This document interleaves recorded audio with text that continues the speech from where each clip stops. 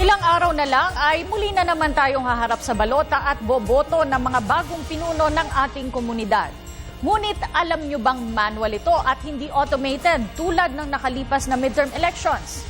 At para mas maging handa sa pagboto, alamin po natin ang mga dapat tandaan ng mga botante sa ulat nito ni Jules Giang.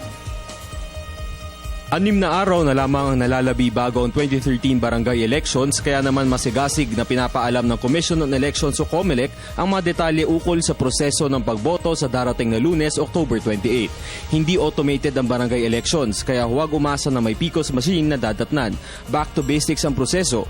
Walang shading ng mga bilog, kundi ay isang balotang papel lamang kung saan isusulat ang 8 pangalan, isa para sa punong barangay at 7 naman para sa mga kagawad.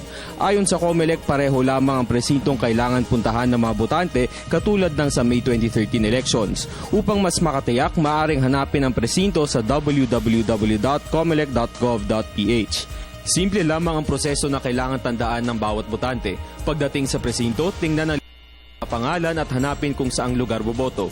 Lapitan ng mga BET o Board of Election Tellers, ipakilala ang sarili, magdala ng ID upang matiyak ang pagkakakilanlan at malaman kung rehistrado o hindi. Kung rehistrado, bibigyan ng botante ng balota na may lagdanan chair ng BET.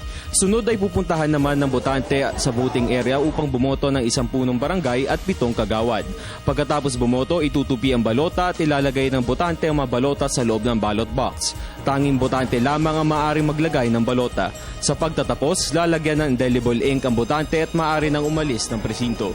Muling paalala ng COMELEC na pansamantalang hindi matutuloy ang eleksyon para sa SGO Sangguniang Kabataan. Itutuloy ito sa isang araw sa pagitan ng Oktubre 28, 2014 hanggang Pebrero 25, 2015. Kaya tandaan sa darating na Lunes, ang kailangan i-memorize ay ang pangalan ng 1 punong barangay at 7 kagawad upang maisulat sa iyong balota.